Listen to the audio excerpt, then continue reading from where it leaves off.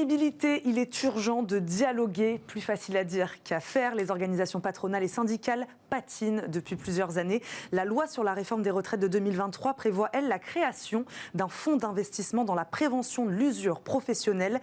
Les branches sont donc dans l'obligation désormais de négocier.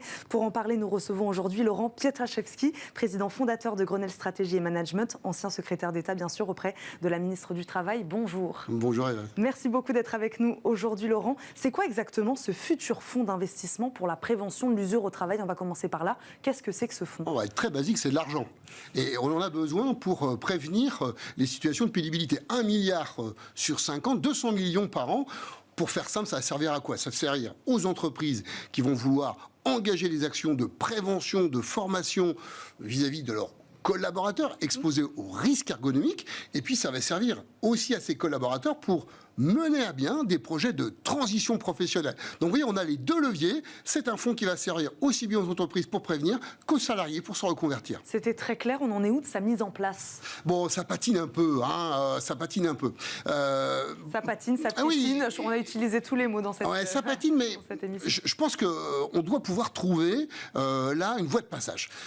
Un tout petit peu d'histoire rapide. Bon, vous savez, ces fameuses histoires de critères ergonomiques, c'est les fameux critères de pénibilité. Il y en a 10 dans le Code du travail, il y en a toujours 10 d'ailleurs. À l'époque, avec Muriel Pénicaud, on a simplifié le dispositif de ce qui s'appelait le C3P, on a fait un C2P, et aujourd'hui, on a 6 critères de pénibilité qui permettent d'alimenter le compte personnel de prévention. Mais il y avait toujours, depuis 2017, un débat assez tendu d'ailleurs avec les organisations syndicales qui représentent les salariés, sur mais qu'est-ce qu'on fait des 3 critères ergonomiques?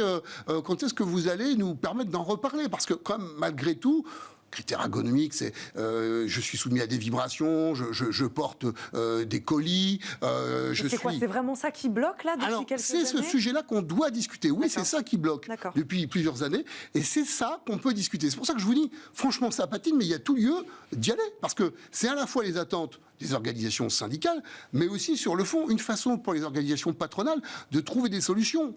On a bien entendu qu'il y avait un sujet d'absentisme, si on regarde d'ailleurs les petites émissions qu'on a vues sur votre chaîne juste avant, on sait que le sujet de l'absentéisme, c'est aussi lié, pas que bien sûr, il est multifactoriel, mais aux conditions de travail. Donc on a tout intérêt à anticiper et à prévenir. Les branches ont intérêt à négocier et à s'entendre ici, ça. Oui, mais représentants des employeurs comme des salariés, j'ai envie de dire, j'ai appelé ça comme ça, pour moi c'est un point d'équilibre. C'est pas le point final, Eva, mais c'est un point d'équilibre pour permettre aux organisations syndicales et patronales de se reparler de ces critères ergonomiques avec une perspective prévention, c'est ça. reconversion. Là, pour la première fois, on passerait d'une logique de réparation à celle de prévention, c'est ça? Oui, elles ne sont pas antinomiques. Elles s'additionnent, ces deux logiques, si vous voulez. On essaie de les équilibrer.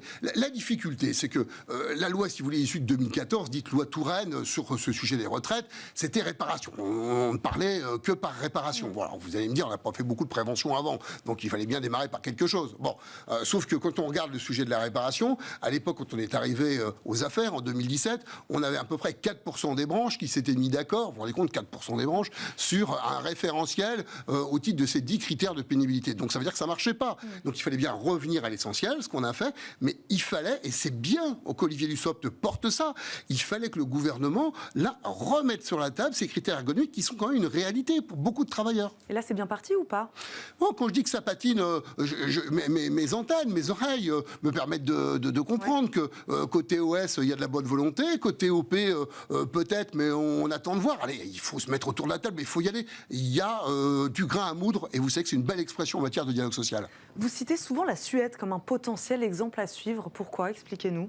Alors, les pays du nord de l'Europe, c'est pas tant parce que, moi qui suis du nord, je regarde toujours plus au nord, mais en fait, tout simplement parce que les pays du nord de l'Europe, ils ont été beaucoup plus à l'aise que nous vis-à-vis du vieillissement de leur population active. Voilà, nous, on était dans une situation, c'était un des rares pays d'Europe, on a fini par l'oublier, mais même un des rares pays de l'OCDE à avoir un chômage structurel autour de 10%. Donc, notre sujet, c'est qu'on avait déjà pas du boulot pour pour tout le monde. Bon, alors donc évidemment, réfléchir à une stratégie pour permettre aux seniors d'être dans l'emploi, c'était un peu loin des préoccupations. Pas du tout le cas dans les pays qui, structurellement, voyaient leur population active vieillir. Parce qu'en fait, ce qu'il ne faut pas qu'on oublie, Eva, c'est que c'est la population active qui nourrit la protection sociale. C'est elle qui cotise pour permettre à la protection sociale de continuer à se développer. Donc, si on veut une belle protection sociale, il nous faut une belle population active. Et bon, on va terminer là-dessus. Merci beaucoup, Laurent Pietraszewski, d'avoir répondu à nos questions. Je rappelle, vous êtes le président fondateur de Grenelle Stratégie et Management, ancien secrétaire d'État auprès de la ministre du Travail. Merci beaucoup d'être venu nous voir aujourd'hui dans Smart Job. Merci à Nicolas Juchat qui m'a aidé à préparer cette émission et merci à vous de nous avoir suivis. On se retrouve très vite sur Bismart. Bonne journée. Ciao.